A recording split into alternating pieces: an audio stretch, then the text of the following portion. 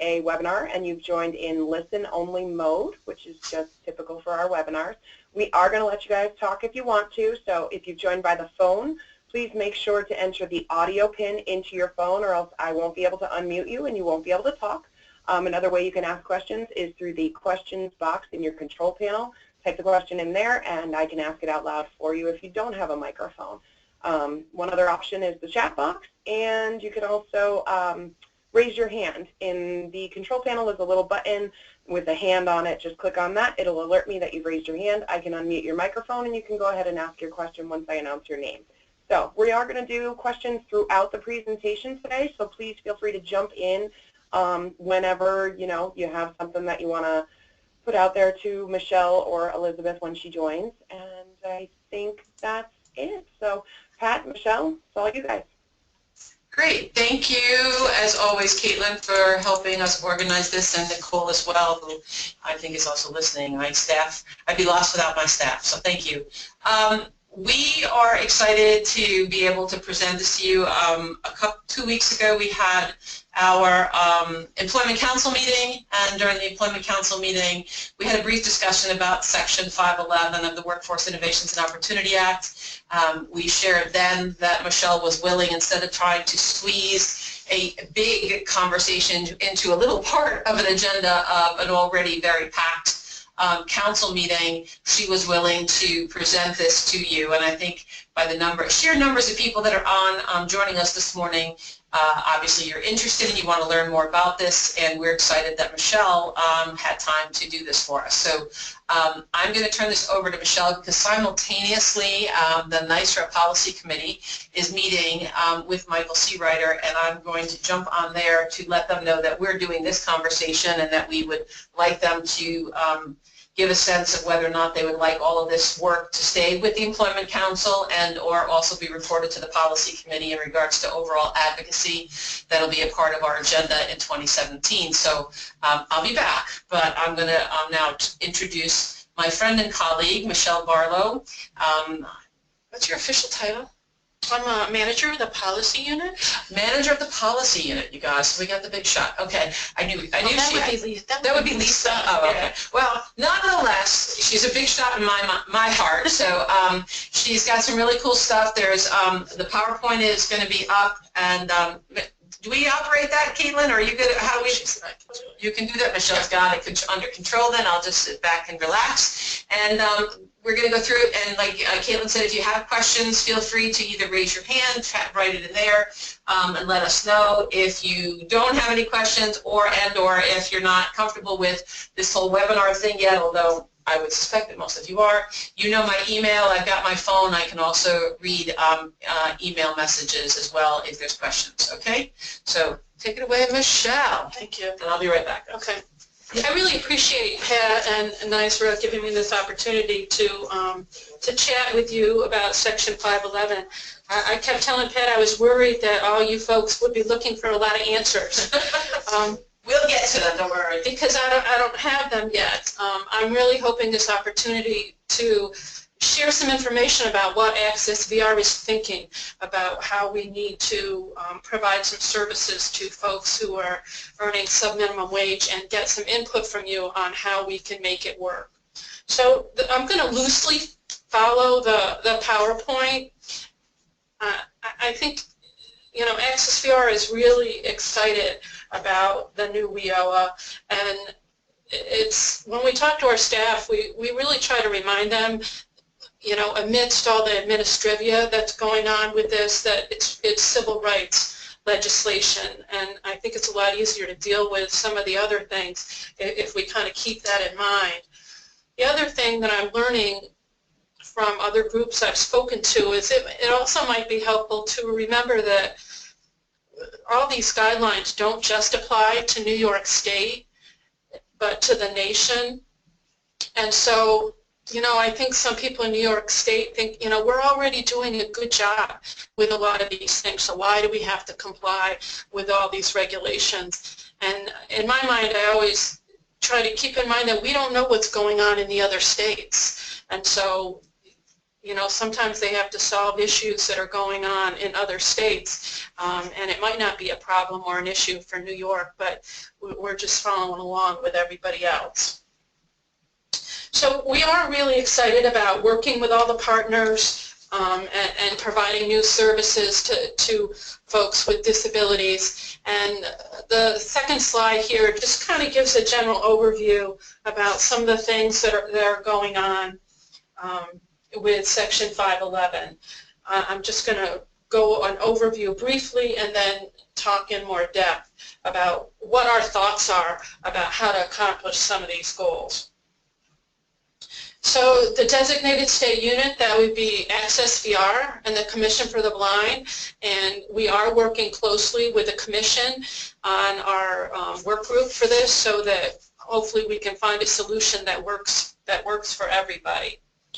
So we're going to have to, you know, the regulations specify that we have to provide youth with disabilities who are interested in working on subminimum wage with information, and I'm going to talk a little bit more about that. We have to educate those folks who are currently employed earning subminimum wage with counseling and information services, and that's really going to be the largest focus of my presentation, and hopefully you can help with some ideas about how we can do that. We're going to need to come up with a formal way to share information with the education system so that they can share information with us regarding the transition services that students with disabilities get while they're in school.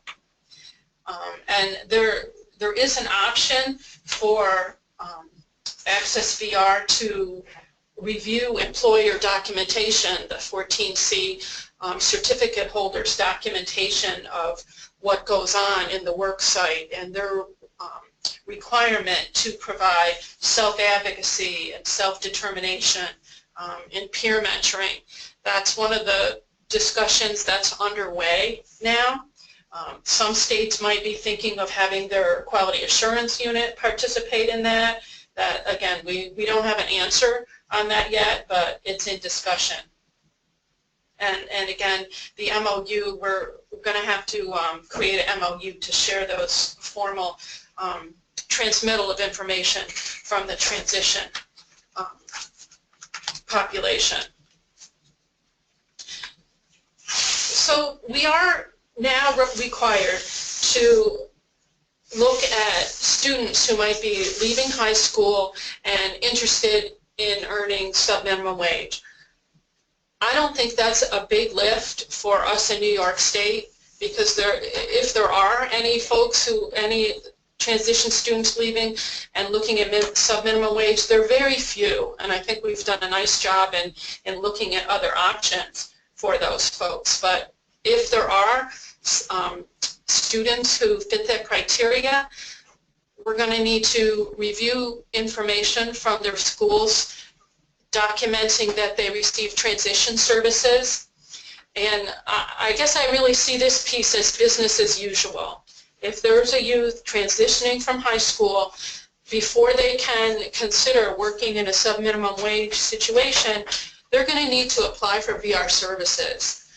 And VR is going to have to take a look and see whether or not that's an appropriate work setting for them. And again, that's really business as usual.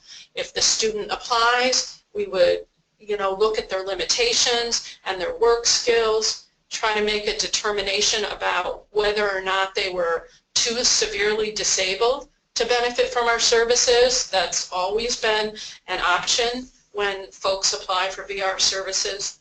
The way we would do that is to put them in as close to an integrated work setting as we could find for those folks, and see if they're too severely disabled to benefit from supported employment, or if we think they can benefit from Access VR services. And in that case, we would make them eligible and offer them supported employment services or whatever services might be appropriate for them. If those students are found to be too severely disabled to benefit from vocational rehabilitation services, we would provide that documentation to the 14C employer, and that would allow the student to work in that setting. But again, we're thinking that that situation is going to be rare, that those folks are on different paths at this point, which is a good thing. Cool. Okay. So the big lift is really providing services, and on your handouts, it's where is it here?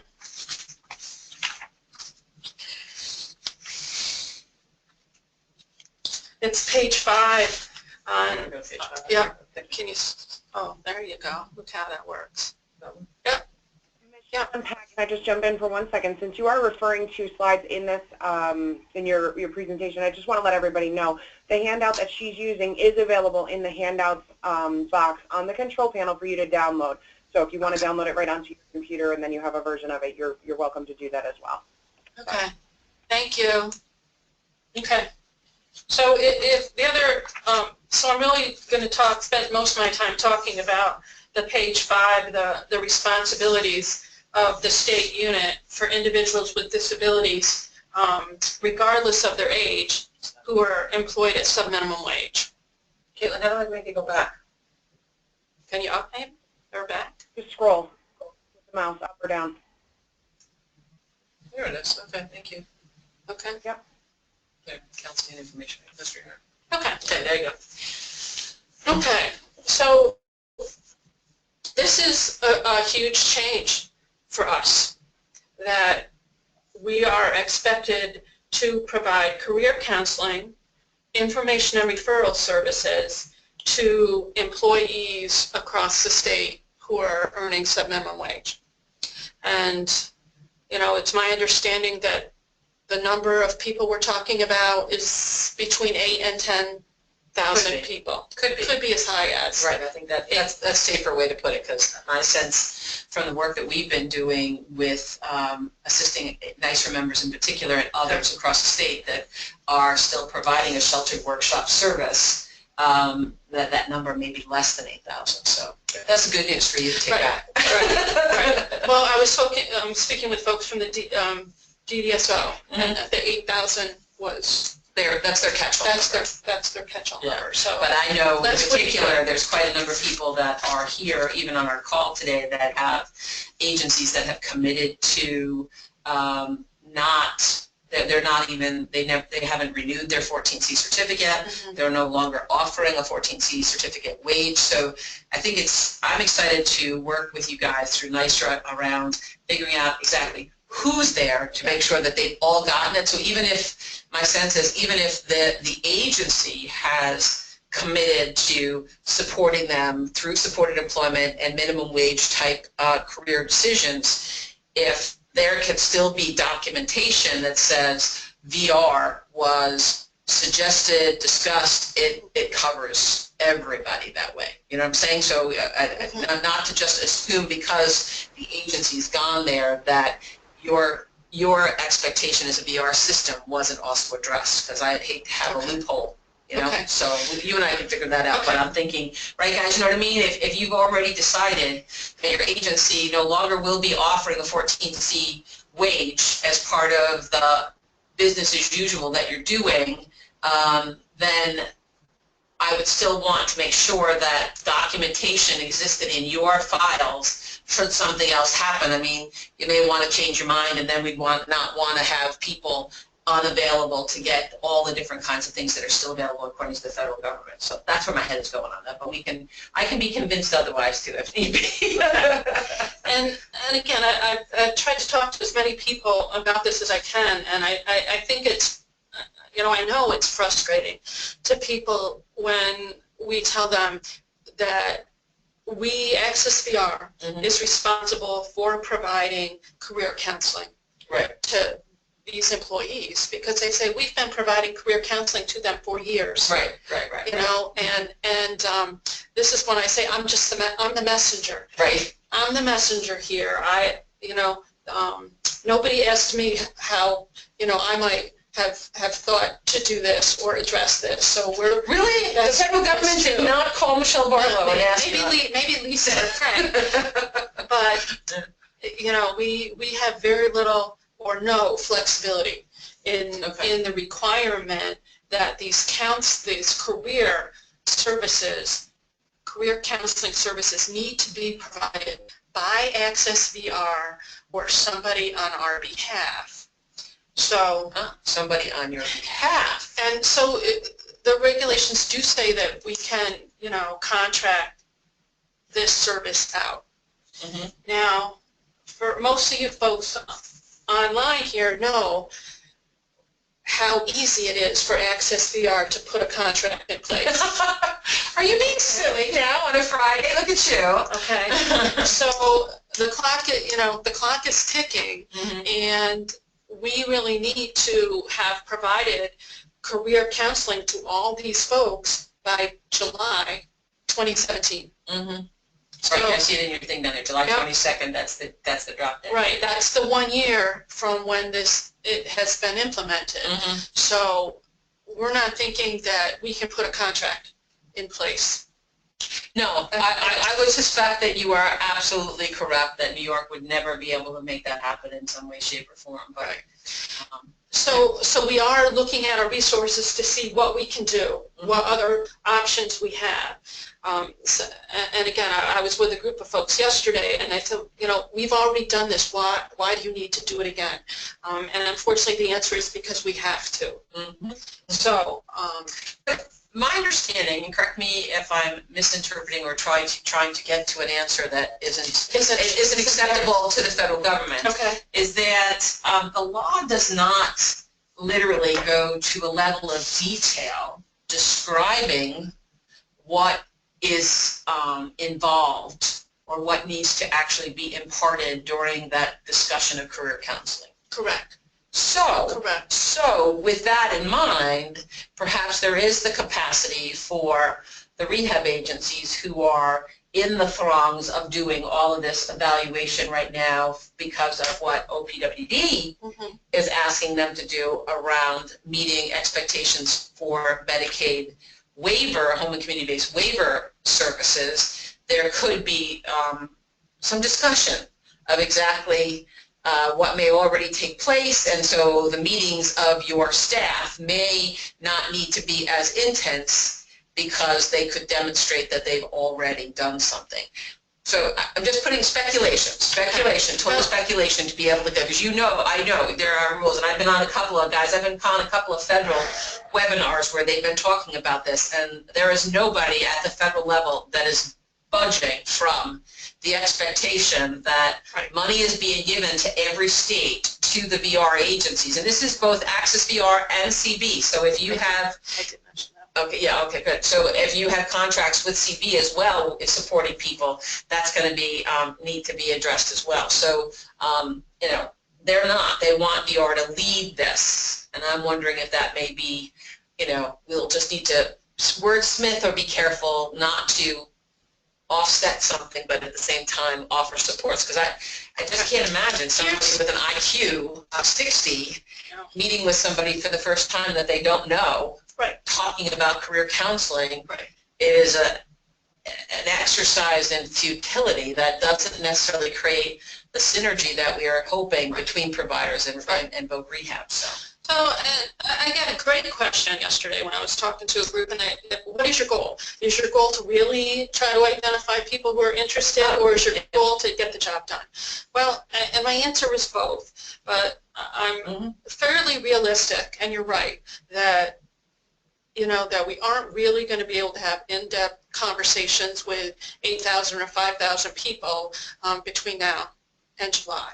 But unfortunately, our understanding of the regulations is that it really needs to be Access VR or the Commission doing the career counseling. And you're right that they don't give a lot of information about what that is. So what our thoughts are. Okay. Let's put that out there. Our thoughts are that, in fact, we are going to accomplish this, that we're going to follow the rules and provide career counseling to this population. So our thoughts, and this is where I'm looking for input, and we are having public hearings across the state also, and again, more opportunities for folks to give input, is that we would have Access VR staff or somebody working on our behalf. And the reason they're doing that, again, because we don't know what other states are doing. You know, we don't know what's happening in other states. Yeah. Is they really want to make sure, again, it's about civil rights, and they want to make sure that the employees are getting unbiased information. And that's, you know, my take on why it has to be. It has to be somebody with no, you know, no skin in the game. So it has to be at arm's length in order to make sure that the individuals that are working at an organization are getting free and clear kind of information, and not necessarily being, or the assumption could be made that they were persuaded to stay where they are, but they truly were given the opportunity for understanding what their rights are. Right. Okay. So even if we were to, you know, perform a miracle and get a contract in place, we cannot contract with anyone who has a 14C. Makes sense. Okay, so because they want that unbiased, and again, we don't know what's going on across the country, so that's really the intent, that it's civil rights legislation, and we want to make sure that all the employees earning sub-minimum wage are getting unbiased career information. I do have a point to make to you. I know that you're purposely using, I'll get to the question in a minute, guys. You're purposely using the word employees because that's what the law speaks to. Correct. I am aware that in New York we still have, we have organizations whose workforce are classified as 1099 contractors. So I would ask that you just bring that back and figure out how that works or doesn't work, and even perhaps help us clarify whether or not that is indeed an acceptable classification. This is remnants from back when we had the IRS letter ruling that literally claimed that they weren't employees, that they were actually trainees and treated therefore as contract individuals. And so we've been working on that with a number of different agencies, but if you could also look at that to make sure that we're both on the same page, I would appreciate that too. Okay. We have a question, so I would like clarification on the section under providing benefits advising as part of the counseling services. Can the agency providing information about services also be the agency that provides benefits advisement, or do they have to be referred out? And that's referring to the students piece, or in general, because I think you're picking it up from there, right? The second DSU must, whatever, counseling and information service must be provided, and that's understandable. Just give me some more information about where you're picking that up from. Is that for students, for everybody, whoever's asking the question? For students. Okay. Thank you. Oh, Marty. Hi, Marty. Okay. As far as benefits advisement, it's my understanding, I mean, I think everybody on the phone here, on the line knows that we can provide benefit advisement, but that would be a service that we have to provide to folks who are participants. And we could give general information about that. I think she's referring, see in your first section there, counseling and information services, because you were highlighting that the DSU, the VR system, has to do the career counseling, but your last piece also says information resource under the section. It may benefits, it may, but it doesn't have to be the only thing person that's doing it. I think, Marty, the answer there is that they can and they may. So are you, could we, I'm going to ask because I know of certain district offices that decide to make decisions sometimes based on what is good for their district offices, not necessarily what's happening across the state. And so I would ask that the state office, the main office, please consider a direction that is equal to every every state, each district office. So one district office doesn't decide to do benefits counseling and preclude any of the agencies from doing that under this to kind of keep it consistent. Otherwise, there could be mayhem. Well, and that's just a recommendation. That message has been sent. Oh, okay. The message is that, we have benefits advisement. It's a great service, and we want people to benefit from it whenever they can. No, I appreciate what you're saying. What I'm suggesting is, under this responsibility, will the main office tell the district offices, yes, you will do benefits counseling, and no, you will not contract for it, or no, contracting is the way it's to go, or not? That's okay. So for this group of folks, whether they be students or existing workers, we don't see making referrals for those people to get benefits advisement. Thank you. At this time. Okay. Does that answer? Yeah, that is. Yes, Marty, that answers the question. You're right? Again, it's for them to be able to plan so that they know how they're using their units. Okay. Okay. Cool. You're unmuted if you want to talk. Yes, thank you. Said yes, thank you in the questions box. So. Okay. Yep, cool. All right. Okay. So again, what our thinking is that we want to do a couple things. We need to engage with all these folks, and we know that it's really important to also inform their family or support system that this is all going on, because we really don't want to frighten people or have people get uncomfortable about this, to think that they're going to be forced to do something that they might not want to do. And so we're looking for input on how best to do that. How is it best for us to share information with the support system or the families to let them know, that these visits are going to happen, that the employees are going to be provided with very broad information, career counseling, about just the fact that our agent Access VR is there, that we can offer an opportunity to try other things. And I really don't think we're going to get into much more detail than that. Well, that makes me smile. That makes you smile? Doesn't it make us smile? I mean, you guys are already working on the detail stuff. So in essence, the career counseling discussion is seriously global. Because with the population, I can't see, we're not getting into all the nitty-gritty detail, that there's an agency out there, there's people out there who, if you're interested, would like to give you opportunities to try something else. And you have to meet their eligibility criteria. Well, it's true. Yeah, it is true. It is true. I think I think it's important because otherwise, we all know, I remember stories from my old days, but you guys have people right now who, if given that kind of information and message, would immediately say, let's go. And unless they, and maybe that's cool, but at the same time, there are eligibility criteria that also have to be met. So at least then they're given the right message. It isn't just a carte blanche. Let's all run to VR and you'll get all these cool new experiences. Yeah. Right. But the way we would find out if they're eligible is to let them try something else. True. Okay, so if somebody came and we thought, oh boy, I don't know if they're too severely disabled to benefit, the way we would determine that would be to put them in a situation where they can try. We have to do that. Right. So, but your point is well taken. Okay, it's not a carte blanche. Right. So we got to figure out how to play that.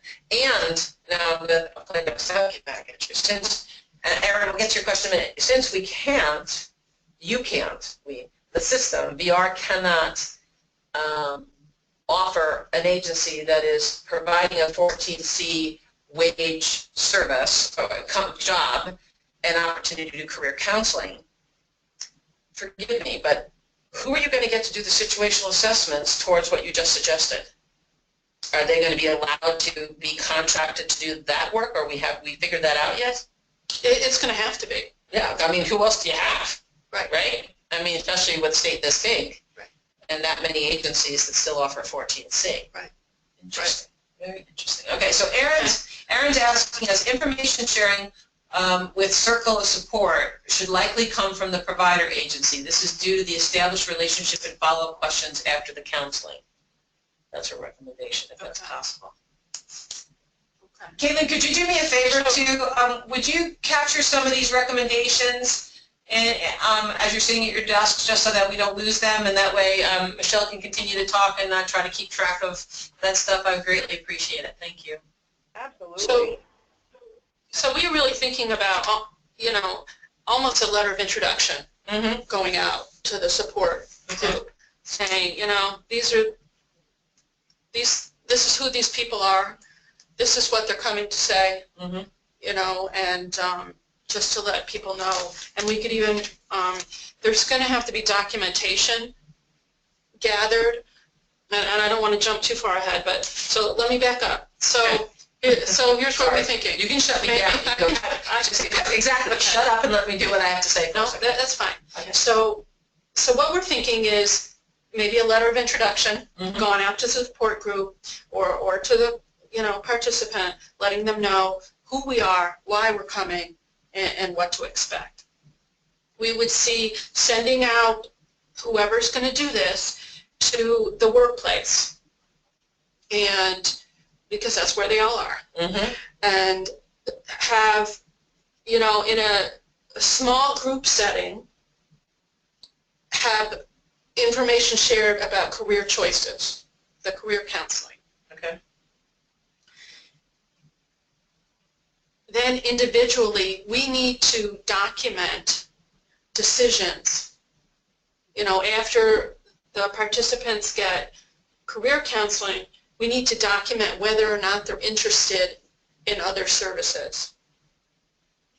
And that individual documentation, is that something that stays in the file of the person where they're at, or your VR staff need to actually collect that and take it with them? I would say we would leave a copy with the person, and we have to have a copy so for there's some kind of ourselves. form then that we could create that actually creates that documentation process. Right. And so we're going to be asking for a signature from the employee. Okay. And I guess what I was thinking is it might it be helpful to include that in the letter of introduction. I don't know. What do you guys think?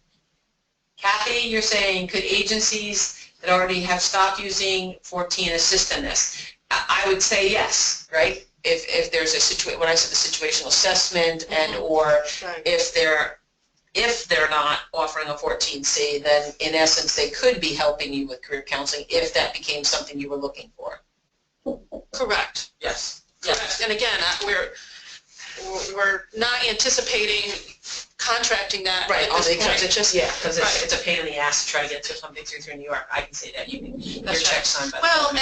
And we kind of need a two-step solution here. We need a short-term solution to get it done the first year, right? And then we need a long-term solution to get it done every year following. That's right, because it actually is not just a once-in-a-lifetime kind of thing. They actually, as you all are transforming your work centers, but yet still carry a 14C certificate for the payment of anyone's wages, VR under the new rules under the law say that they must every 12 months. Every 12 months from the first time you do it. Okay, so so it's a short term and a long term. So the question, Melissa, that you're asking, would consideration be given to contract this service out to agencies who do not hold the 14C as long as the service was not delivered to individuals who do not or would not receive services in their agencies? I think these are all questions for the long term. The long term. The long term. So yes, you should be thinking around that for your own business planning, the capacity if something, an RFP is issued looking for that service, or perhaps it may get built into the new CRS contract, who knows, but anticipate that it's a service that they may be wanting to have people consider offering in different sections of New York State. How many of them? I doubt very much. We have no answers on any of that yet. Correct. I almost, from my too many years of experience doing this kind of work, my sense is that similar to what's that? The one with the car driving. You have like 3 agencies that do certain, like help people learn how to drive, and yes, you know what I mean. Yes. So that perhaps this isn't going to be everybody can put it into their contract and get it. It would be more like they might have regional reps to be able to do this stuff, especially as the number of people continue to get smaller and smaller. It doesn't make sense to have everybody have an allocation of units in a CRS contract when they may not be able to deliver. It's just, it's units sitting on a piece of paper, then it doesn't turn into anything that's functional for your business plan nor theirs to assist people. But these are good questions in regards to, at least people are interested. That's cool. Right. And right now, I got to say, all our efforts are on just get it to July 22nd, 2017. Okay. Get to July 22nd. Okay. That being said, another provision is if there are new employees coming into positions, they need to get career counseling at 6 and 12 months. But I'm kind of going under the assumption, and everything I've heard is that there are no new folks. Is that accurate? Or are there people who are still, new workers? Correct me if I'm wrong, gang. The moratorium for folks to enter and receive from OPWD perspective, right. has not been, look, nobody can participate, and they refer, that's interesting because I think, forgive me, you know me, I've got to ask a question this way, because that is correct. Thank you, Melissa. But that being said, there's nothing, since 14C is a Department of Labor regulation, right. We have, the majority of the agencies that are represented on this webinar with you today are certainly providers that have been approved to support people with developmental disabilities. Right. But there are agencies that also hold large contracts with both the federal government and the state set-aside process. And so they offer jobs to any person with a disability and might use a 14C certificate process to pay their wages, still, based on what is allowed there.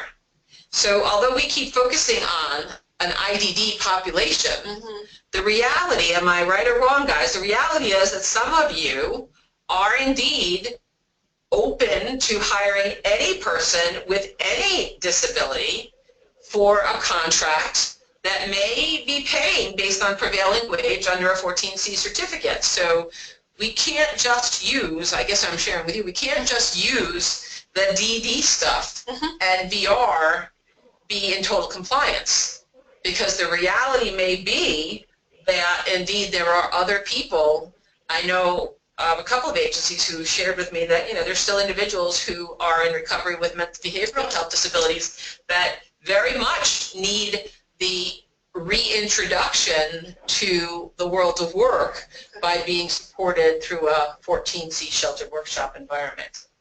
So we have more work to do. It's not going to just drop dead with DD stuff. Correct. Yeah. I mean, we're working off a list that we got from the U.S. DOL of who those people are. Got it. Who the employers are who have the certificates, and that's really. So that's my reaction to any new employees, because indeed, if an agency were to land or have an existing state set-aside or Ability One contract, right. they could continue to hire and have perhaps hired people meeting the definition of an individual with a disability, but it has nothing to do with what you guys are under, the transformation discussion with OPWD. Okay. So understand that it goes a little bit further. That's the globalness of this too, that VR has to deal with, not just you guys that are only doing it and providing a service to somebody with a DD diagnosis. Pat, Yes. Pat, if you scroll up in the question box, Erin Dashnaw put in like a big paragraph of stuff I didn't want you to miss ahead of Melissa's. That is correct. Do you see it? Oh, yeah. Oh, my goodness. Yes. Erin, you're unmuted, so if you have a microphone, please feel free to chime in. All right, go ahead. All right, so I'm going to just read it for everybody. I think you might get more buy-in from families knowing that the provider agency is on board. Some people may even refuse to attend the meetings. Agency staff will encourage and support people to attend, but may not, Caitlin's going to type this up for you, but may not get a signature. It could then be documented that the person was offered the opportunity to attend. Great ideas, Erin. Obviously, you've experienced all these things with other requirements that government has sent to you guys as providers. So those are great ideas for Michelle to take back with her. Thank you, dear. Yeah. Okay. So again, that's what our thinking is, to do small groups of very broad career counseling, and then get a docket, get the signature. If somebody raises their hand and says, I'm interested in learning more, that's when we would probably have a VRC, a voc rehab counselor, meet with that person. Okay, and there's a difference in my mind to the career counseling we're providing as we're directed and vocational rehabilitation counseling. Got it. If that makes sense. Yep. So, I get it. I was reminded yesterday that, we're really not going to get to know these people during these sessions, and that's absolutely correct. But if we have any indication of interest, that's when we'll get to know them. That's when we'll, set up a separate meeting, and, the family could attend or the support services could attend, and that's when, we'll really take the time to get to know them and see, talk in more detail about what the situation is. So what happens to the group orientation that district offices have? Would that be a part of this mix? Have you thought that far yet? Or is it, again, because it's a targeted population of people, you're going to suspend typical introduction, application process, there's my words. Right. You're going to suspend that for this group because of what you're being asked to do? Well, I just want to remind folks that orientation isn't required. Okay. Right? And you're correct in that our orientation presentation is not appropriate for this group. I've spent a lot of time, what my initial thought was maybe we could, tweak it up a little. No. That we're really going to step back and provide much more broad information about what Access VR might be able to do. And it's right in the regulations that it needs to be understandable by folks. And so we're talking about a very different kind of presentation than our information sessions when they talk about, everything from soup to nuts and colleges and OJTs and tax credits. So we are going to tailor the information to the group. Caitlin, could you unmute Katrina? She has a question. Yep, she's unmuted. Katrina, you have a question? Yeah, I have a question. You mentioned, through the career counseling that you would meet with the individuals to see what they wanted. We were informed at the end of September that we would no longer be receiving referrals for individuals who had a desire to work in our community-based job program, earning minimum wage on custodial contracts.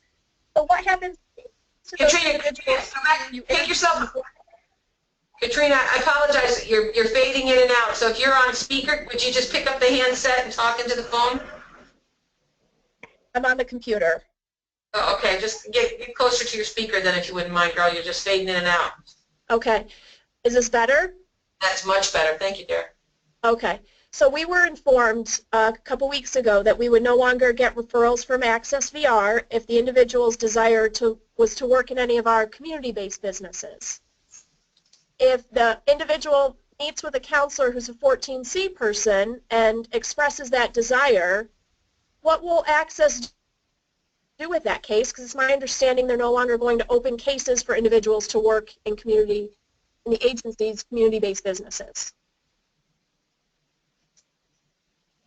So you're saying that Access VR will no longer work with folks whose goal is not competitive employment.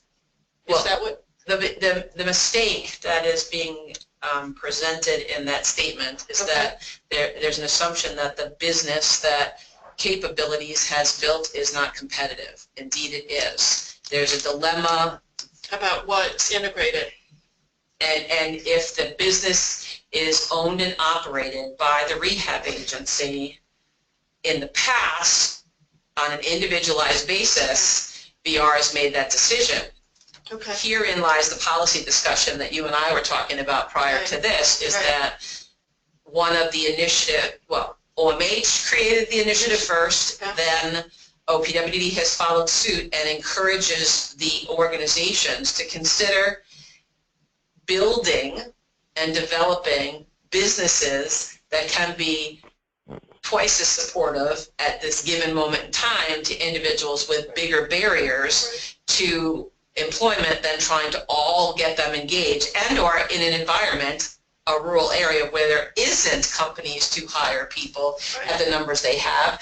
The agencies themselves are literally dropping their 14C, creating businesses equal and under all the rules accordingly to either a not-for-profit or for-profit rules of Department of Labor, yet the district offices are not comfortable yet saying, yup, we'll refer that. But then so Katrina's kind of countering you in that. So that's the essence of this. Right. I jump in, the way it's been presented is that placements in enclaves are no longer permissible as a result of WIOA. And what I struggle with is having a really clear definition of what makes it an enclave. Because each one of those people at this company will be considered no different, because it has to also be an integrated setting should anyone choose to use Medicaid as part of their insurance plan to support an HR function for that individual. It's going to have to meet the definition there. So we have work to do. We have work to do, I guess, because this is separate and apart, but it drives towards getting an answer for Katrina and others. Yet Southern Tier's district office, because some of the agencies like Capabilities have already jumped ahead and gotten there, are needing to still, unfortunately, use the old rules. So, or at least proceed that they're using the old rules. So if you could take that back, we would appreciate that, because everybody's going to work at a different speed. And again, I think there needs to be a case-by-case situation, but perhaps some kind of decision now. Otherwise, the rest of these organizations are trying to figure out whether they should or they shouldn't develop businesses. And I know that our guidelines for what's integrated has changed, and I'm not an expert on what that is. But the guideline, one of the guidelines that is that folks need to be working alongside people who are not disabled. Their coworkers can't all be people with disabilities, and I think that's where sometimes an enclave. Which between you and me, I also call as a question, because it came up during the development of the guidance within OPWD. Originally, their language spoke to that people with developmental disabilities could not continue to work side by side with other people with disabilities. And I said, that's totally against ADA. I said, why are you saying that another person with a different disability can't work side by side with somebody with developmental disabilities? That's discrimination. And the way in which you just described what VR's definition of integrated is indeed speaks to that a little bit as well. So yeah, so we need to revisit that. So we haven't we haven't landed there yet. These are advocacy issues for next year to follow up with you guys, so that's cool. So we know. Thank you, Katrina. We'll work to get to that quickly for you in Southern Tier, if nothing else. Since has any other district offices actually suggested the same thing? It looks like Marty, you are. We have challenges struggling with getting a clear definition regarding our social enterprise businesses. They are integrated. Okay. Yeah, we know that's on the radar. Okay. Thank you for the questions, guys.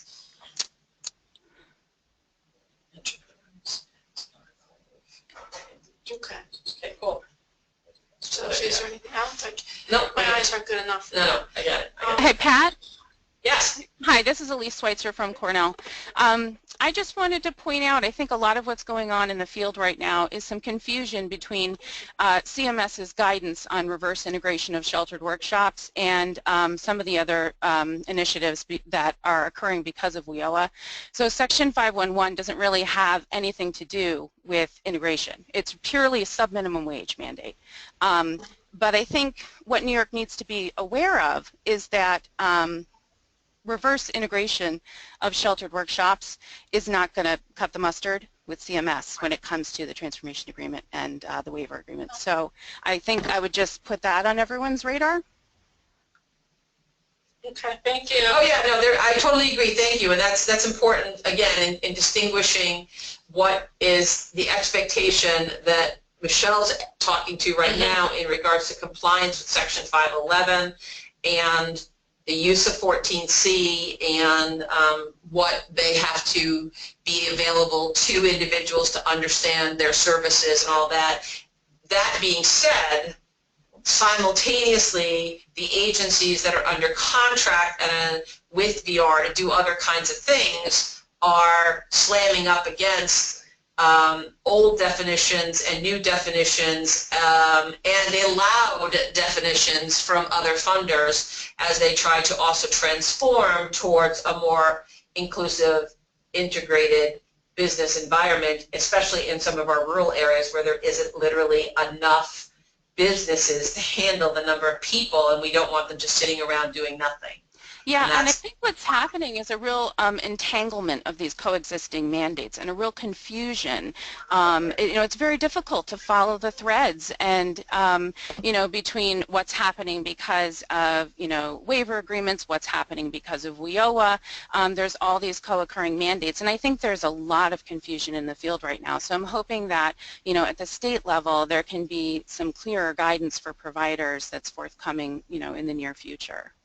Well, we did, NYSHRA, thank you, NYSHRA actually sent an email directly to both OPWDD leadership and VR leadership around some of this conflict. And the immediate response from OPWDD was that group placements are allowed under the Medicaid waiver process, and they're sticking to it.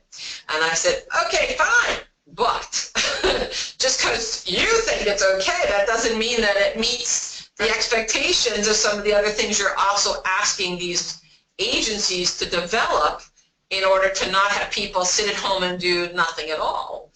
So we need to have a continued conversation. But I love your word of co-entanglement. It made me think of a spider web.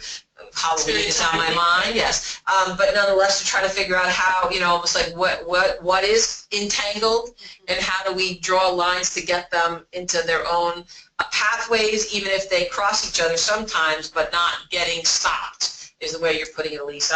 I would be intrigued if you or Jeff or anybody else from Cornell have some ideas around this that we might be able to work together with the providers around to be able to make recommendations. While VR is focused on what it has to focus on in order to get in compliance, we're certainly open to other ideas, and I would love to have a conversation outside of this if you're up for it. Yeah, definitely. Thank you. Thanks. Okay.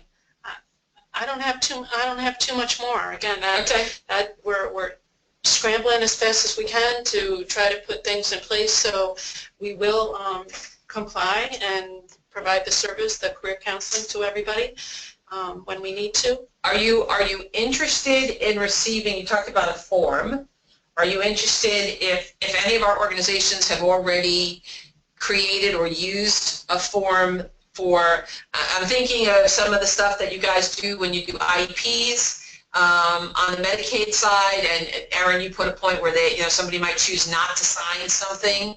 I'm just wondering if any of you have documents or procedures or processes that have already been used and work in regards to the level of documentation that has to be kept with Medicaid, which we know is far more extensive than even these rules per se, that you would be willing to share. I can compile it all. Sure.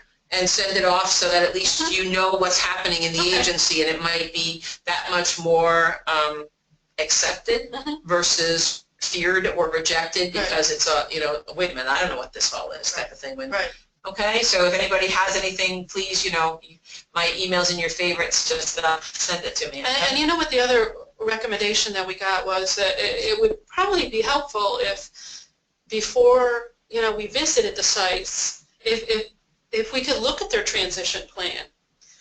So just so it seems like we know what we're, you know, we know where. What do you mean by transition plan? Well, their plan to, you know, if they have a plan to transition. And I know it could be interesting. That is due to OPWD by January. Right. That would then only give you 6 months to do everything that you need to do. Because only right now 6 agencies have actually submitted transition plans to date. That doesn't mean we still got November and December yet to look at, but 80-something agencies, that only gives you maybe 10. Yeah.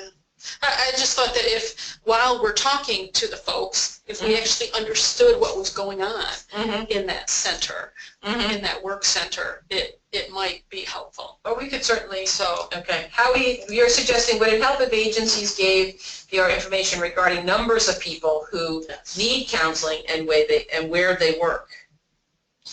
Yeah, again, yes. You want to formalize something, or you want to let me know and we can figure out at least with NYSRA members? Okay. Or we could work through the alliance too, you know what I mean? Yeah. Because based on what I was saying earlier, and I'm sure Howie's reacting to too, is that it's not just people with developmental disabilities. So even though the largest number you're going to get is from OPWD's list, the list that you have from Department of Labor, maybe there is 8,000 because I'm not even thinking, I'm still thinking just ED. And we know that agencies have, you know, stopped using it, but that doesn't mean that they aren't having people hired and using it if they're a person with a different disability. I mean, we could wait until, you know, the director would get a phone call. Hi, I'm here and I'm representing VR and I need to schedule a visit. How many people do you have, you know, and talk about logistics. But I think that if we knew up front, it would be helpful. Howie, you're unmuted. Did you want to make any other further comments? No, it's just that I think it might be helpful for VR to know in advance, you know, whether down in New York, if you have, you know, if you have 200 people in an area, you know, how to prepare for that. That would be helpful. Well, I'm totally, I mean, Bill Schultz, I see you're on the call, on the webinar. He's one of the chairs of the council. Looking, I don't see Mr. Towler and I don't see Chrissy, but we certainly could use the membership of NYSRA. We could work with NYSARC and with IAC, at least for the DD side, and then for those, you might want to work directly with Ron Romano at NYSID. And if we worked up a what do you want to know kind of sheet, we could certainly get you some initial numbers in order to give you a sense of regionally what, because I would also suggest that you're, you know, if you're going to do this consistently or with people, if you're pulling people special out, you know, if they could go around the state, that kind of thing might work. So. We do know, I mean, there's some district offices who, even from the list we have, only have 1 or 2 sites, and there's others, you know, 15 to 20 sites. So we have a very broad idea of where the we certainly would be willing to. Because it's, as you can tell from Erin's comments alone, the less disruption, the better the service that you're actually going to offer to people will be accepted. So that. And again, the more we know about what is actually going on there. You know, what have folks been told? What's the overall feeling? I mean, some of that can take place in a conversation, but you know, just we want to know. We want to know what you need to know. We want to know what we need to know, and we don't want folks to be alarmed. Right. You know, that's really not our goal. And I believe that is exactly what most of these people got on the call today to listen to, notwithstanding hopefully that there would be an answer, at least for Southern Tier, around the enclave issue. So we'll keep that on the top of the list. Okay, it is 11 o'clock. Michelle's gone through all that she needs to share with you at this point. You've got the gist of it. You've got her PowerPoint.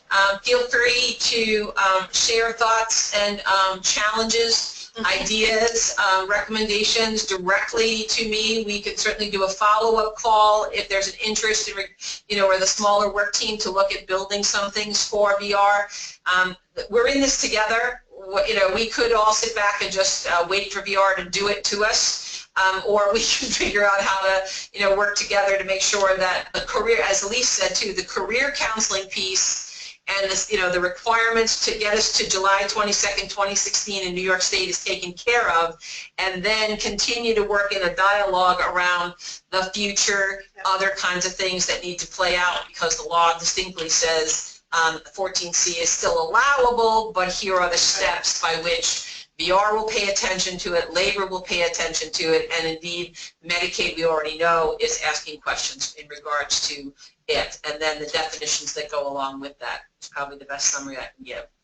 All right, I see no more questions, no more hands. Have a great weekend, everyone. Thank you, Michelle, for joining us this morning. I hope that was helpful. Do you want to share your email address directly? Can they send stuff directly to you? Sure. Yeah. Go ahead. My email is Michelle with 2 L's, .Barlow, BARLOW, @nysed.gov. Okay. Okay, thank you. Terrific. Have a great weekend. Bye, everybody. Goodbye.